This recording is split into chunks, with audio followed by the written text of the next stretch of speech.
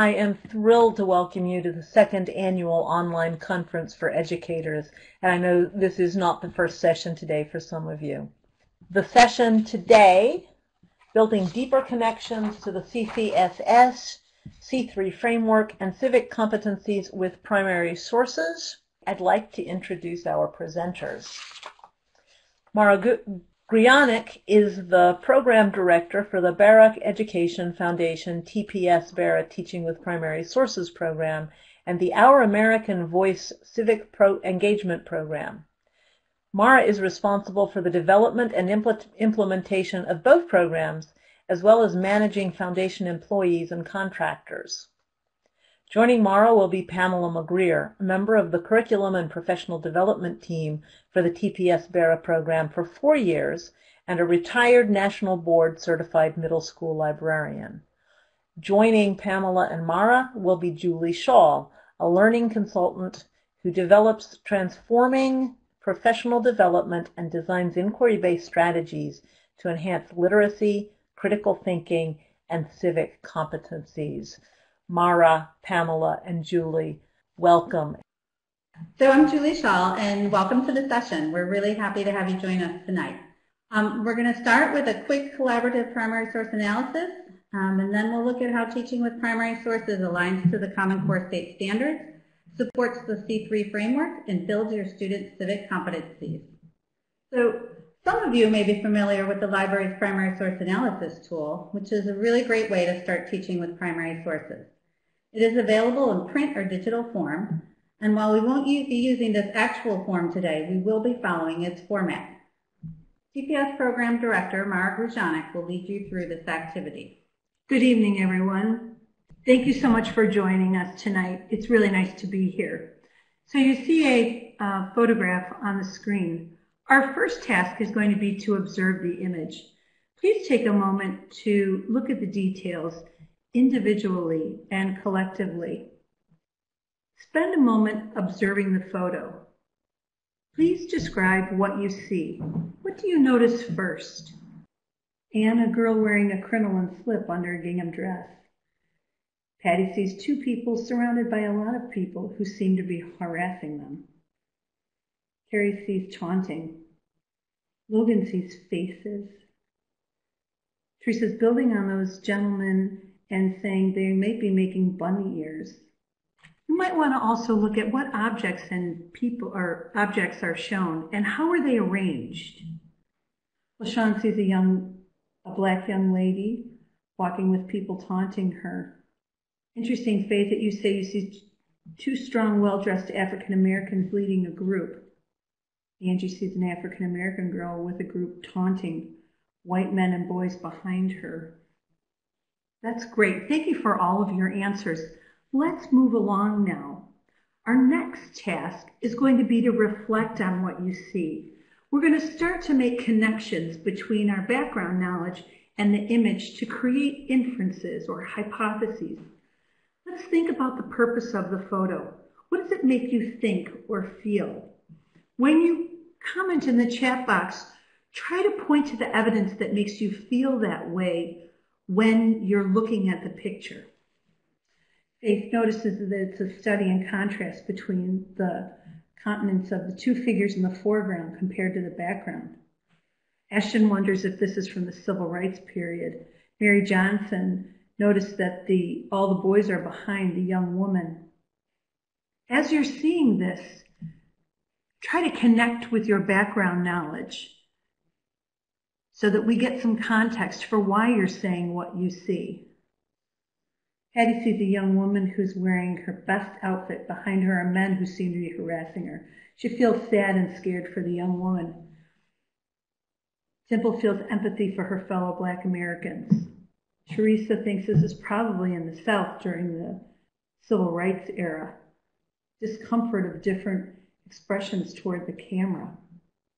Interesting that some people are saying that she's very brave, braver than they are, and that they feel shame, nervousness. I feel determination in the young woman's face, which makes me feel admiration for her. It's a great comment, Mary.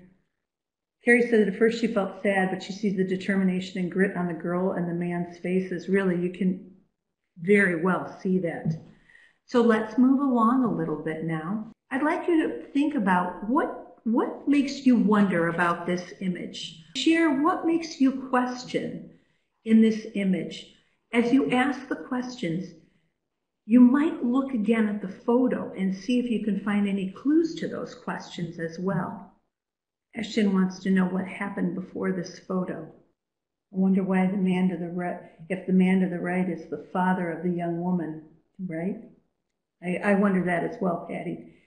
Angie's wondering where this is, where's she going, and why are they following her, and who the young woman is. Samantha wonders why there's so many teenagers. And Theodore wonders what's about to happen. How does she feel, LaShawn? I think Teresa wonders if it's desegregation of a school in the South. Carrie's wondering what's in front of them. That's a very interesting insight. What's out of the frame? That sort of goes to the purpose or meaning behind the photo. Teresa's wondering how large the crowd is. So thank you for your questions. I'd like to move along to an example of an analysis tool that was completed with students. Tools like this are available from the Library of Congress, and they help structure students' thinking. But sometimes students have difficulty completing the forms. So I'd like to point out that you'll find companion sheets with guiding questions in the teacher section of the Library of Congress website. These questions can be used as a guide for the teacher to aid in the investigation of the source.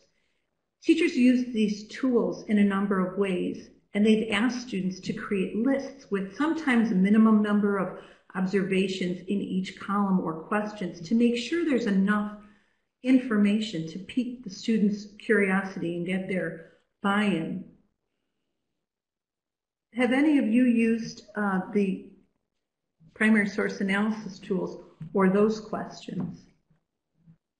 And we will definitely be sharing the URL for these images as well as where you can find them now. And I understand that the recording of this will be online and on our slides. As we point to things, most of our slides are hyperlinked to the sources that we are referencing. I see Samantha and David have both used the primary source analysis tool. Let's move on to the bibliographic record for this. So for those of you who have used primary source analysis, when might you use the bibliographic record with your students? Anne uses it after they observe the image. And Anne, why do you choose to use that afterward? No, we're not having a conversation, but you can give us more insight after they've observed LaShawn.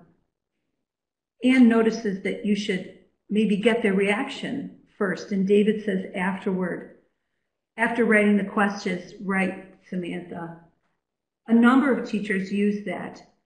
We always suggest that it's important to share the bibliographic record as part of verifying the source, but it also gives students an opportunity to gain more information. Did you gain a little bit more information about this picture from the bibliographic record? And what did you notice from the bibliographic record about this image? Date and place. Interesting that Patty Winch commented that she used to not include the bibliographic information. However, now she does because it gives students more details. You're right, Samantha, it is a school dilemma, and it does provide more information. So I'd like to move on now for you, and notice that at the bottom of the primary source analysis tool, there's a further investigation box. It can be used to help students identify more important questions and develop a research strategy for finding additional answers. Our sample questions are different from the question box because we completed this part after students had the bibliographic information. So we think that students can use this information to move on and do further investigations. Our students asked under the further investigation to the time period, what's the significance of the event, and what connections can I make between this and current events. Anne likes customizing the questions to fit the students and the content. You can use the who, what, where, and when as well in the further investigation. I'd like to take a moment now to give you a little background on where you can find this information. This is from an exhibition at the library called Brown versus the Board of Education. The photo we analyzed can be found in this online exhibition. You'll see here that there's some curator notes. The curator note on the left provides additional background and information to Ms. Counts and the time period.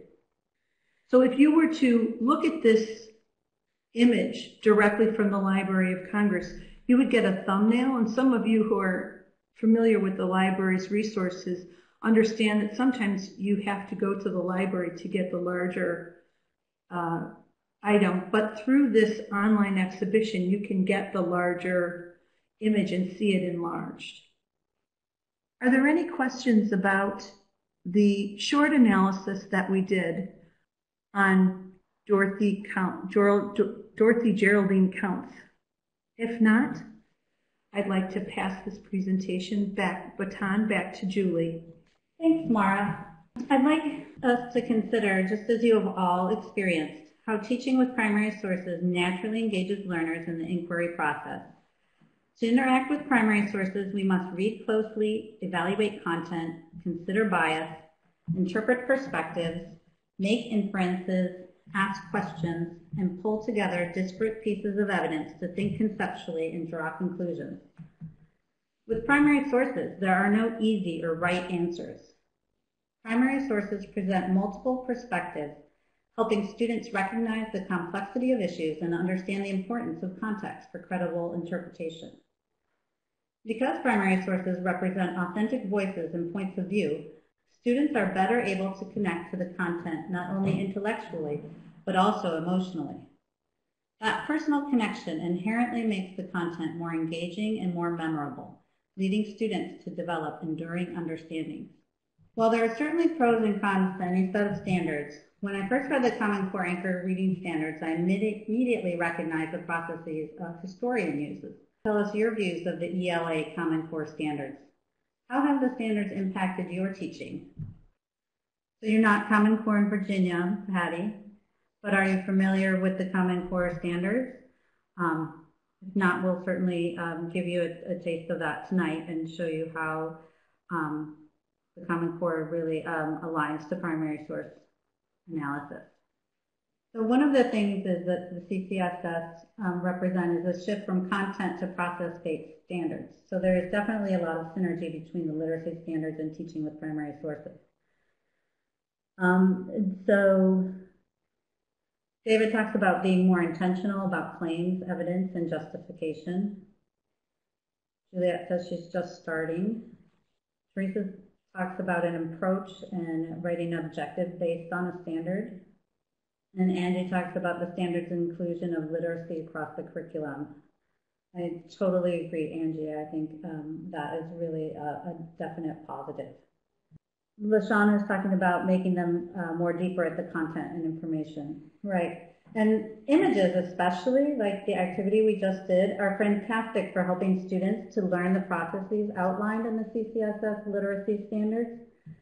The primary source image analysis allows students to focus on the acquisition of these skills without the additional cognitive load of reading comprehension.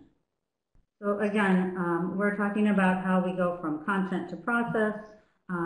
It's really a process of historical inquiry. And something that's important to remember is that text can be any type of primary source. When we say text, we don't mean just actual text. They can be images. So let's break down a chart we created back in 2012 to show just how closely the process of image analysis mirrors the 10 CCSS reading anchor standards. The standards text is on the left as you look at the screen, and the text on the right corresponds to the process of image analysis. Take a look at the words and phrases underlined in red. As you can see, completing an image analysis, as we did earlier, aligns very well to Anchor Standard 1. We were analyzing the image, looking at it to cite specific visual evidence and using those to support our conclusions. So there are really so many opportunities to extend inquiry-based learning while meeting the literacy standards with primary source analysis activities. So let's go on to Anchor Standard 2. For this standard, you may have students tell the story of an image or explain the theme that it represents. When we want to connect to Anchor Standard 3, you may have students work with a set of related images to understand how an event unfolds or a person develops. Many students, and even adults, think a photograph represents the truth, but when we consider what might be happening outside the frame, or what happened right before or after this moment in time, like some of you noticed in our image analysis, we learned that picture creators make specific choices that help shape the tone and the meaning we take away from an image. Something that I think is really especially important in today's day and age. Asking students to consider how image details relate to one another or to an image as a whole is a similar process used in reading comprehension, so this is a great opportunity for students to practice key literacy skills. Again, right, we're focusing on the process here when we use an image and not worrying about adding reading comprehension into the mix. For Anchor Standard 6, we can ask students to think about the point of view of the creator and the creator's purpose in creating an image. These are key historical inquiry skills as well as vital information literacy skills. And I think that is one of the absolute benefits of primary sources, is really always considering what are we trying to tell the audience with this piece, with this source. So Anchor Standard 7 seeks to ensure that students interact with and evaluate diverse content formats. While primary sources certainly represent diverse media. For images, the point of view presented is much like a textual argument. All sources are biased, so it is important to learn to evaluate the details that support the particular point of view presented in a text or in an image. Sometimes I think there's that misconception that primary sources are not biased, but of course they are. They're definitely representing a particular point of view. So we just need to make sure that we're looking to try to determine what that point of view is. Having students compare primary sources, particularly different types of sources, allows you to tap into different learning modalities, which can lead to amazing connections and enduring understandings. And the final standard asks that students become proficient in analyzing and understanding different types of complex text, which primary sources certainly represent. They really run the gamut from something that's pretty easy to understand to something that's really has multiple levels and can take quite some effort to unpack. So for information and advice on selecting primary sources for the classroom, as well as excerpting and modifying primary sources, visit the TPS-BERA Primary Source Nexus Teaching Resources blog. Let's take a quick look. As a consortium member in the Library of Congress Teaching with Primary Sources program, TPS-BERA started this blog in 2011 to support the program mission, to foster knowledge and use of teaching with primary sources from the Library of Congress. In that time, we posted a lot of content, from curated sets of primary sources and other resources from the online library to primary source teaching strategies, lessons, and activities. Right now, with the start of National History Day, we also have a lot of resources linked to topic ideas. Because the CCSS process aligns so well to primary source analysis, you will find that all of our instructional content aligns to the standards to some extent. Additionally, on loc.gov, under the Teachers section, you will find a wealth of classroom materials aligned to the Common Core. Let's take a closer look at the College, Career, and Civic Life, or C3 framework for social studies, which was meant to help guide the formation of state social science standards, but can also help teachers better define instructional goals and devise implementation plans. Julie and Mara, we have lost your audio. Kathy, I'm going to propose that I at least walk us through the slides just in the interests of time, and we'll trust that you will work behind the scenes to get the actual presenters up and running for this, and we'll loop back and make sure we hit all the points. So again, this is Cheryl Letterly from the Library of Congress, and I'm going to be talking a bit through these slides while Kathy, my colleague, tries to get others up and running. And I do hope they interrupt me very soon and get the technical issues resolved. So they have noted that teaching with primary sources supports the C3 framework for social studies, which I notice that some of you are working with and some of you are less aware of and some of you are just starting. The 4 dimensions follow an inquiry arc. There are 4 content areas, and in building the C3 framework, there was great attention paid to aligning to the Common Core State standards. The C3 framework has interdisciplinary applications and points toward enduring understandings and preparation for democratic decision-making. And Anne notes that the democratic decision-making is so important for the social studies. And I think we're aware of that in an election season. Here's a graphic of the 4 dimensions and how they align to parts of the inquiry arc. There's a focus on developing questions and planning inquiries, perhaps a little bit familiar from the earlier looking. Do I hear sound? Can you hear me? This is Pam. Hi, Pam. This is Cheryl. I'm going to mute myself and let you take over from here. Thank you, everybody, for being patient. We're going to talk a little bit about how the 4 dimensions of the C3 work together. You start by developing questions and move on to investigate concepts and core disciplines. Then you evaluate your sources and use them as evidence to form the conclusions that you communicate in an effort to illuminate and act on your ideas and issues. Dimension 1 is pretty self-explanatory, but the framework makes it clear that students need to be a part of the question formulation process. Through continued primary source learning, you'll see that students automatically get better at asking questions, they develop hypotheses, make connections, and incorporate reflections of prior learning into new inquiries. To learn more about stimulating student questioning skills, check out Questions Are the Engines of Intellect tomorrow at this time. The C3 framework doesn't prescribe specific content, and Theodore was asking about content as opposed to process.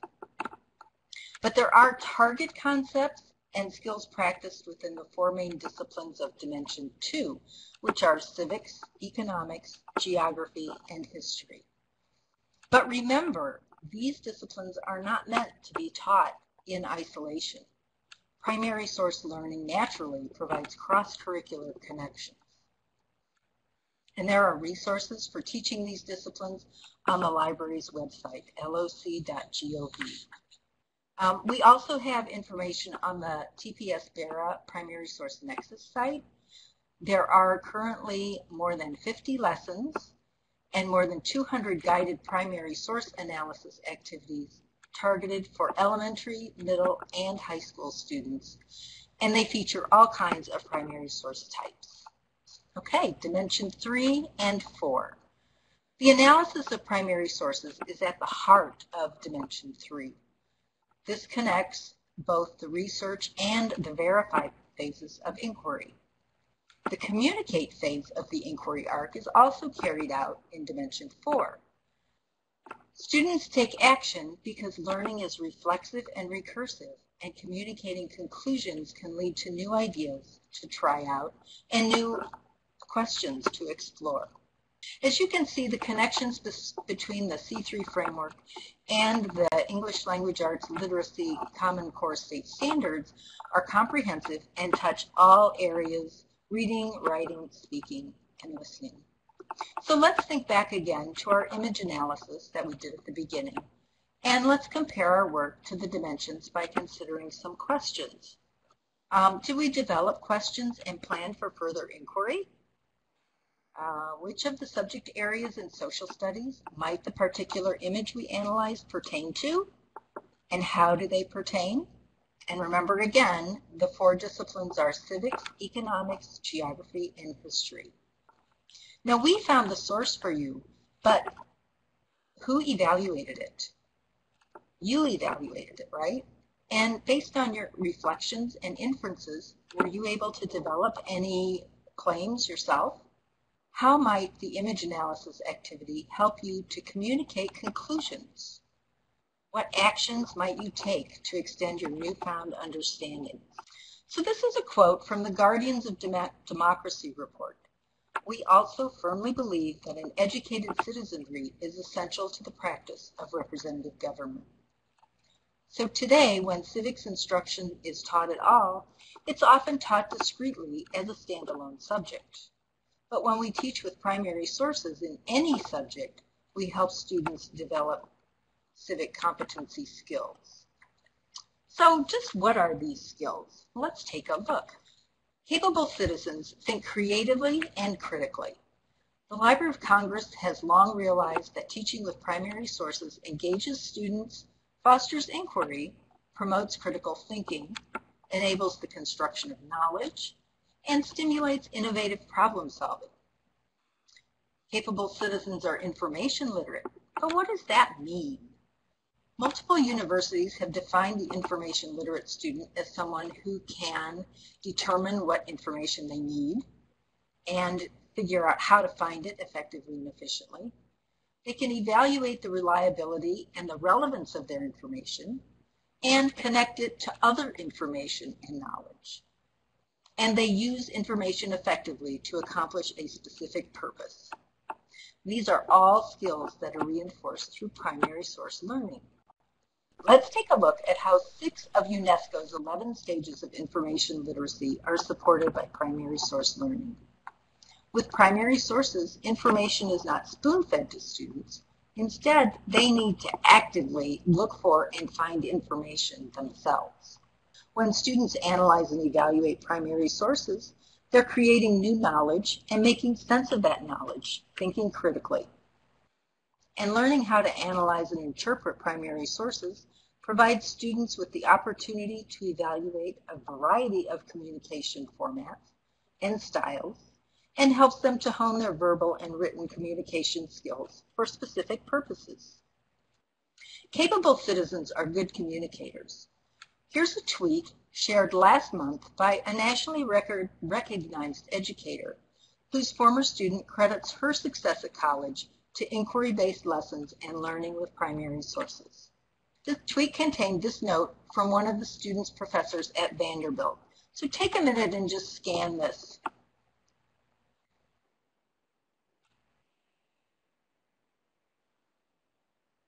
What an impact inquiry learning with primary sources has.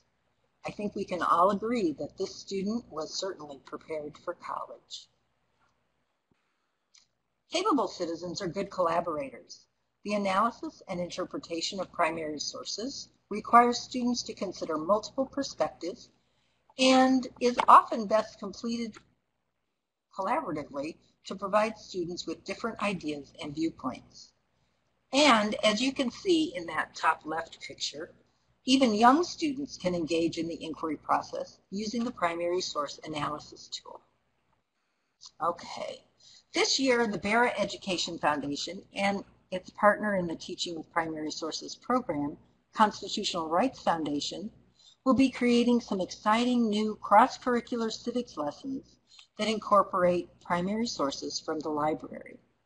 In the meantime, please continue to look for primary source sets, teaching strategies, and learning activities on the TPS Barra Primary Source Nexus, and be sure to follow us on Twitter at PSNTPS to keep tabs on the latest resources and learning.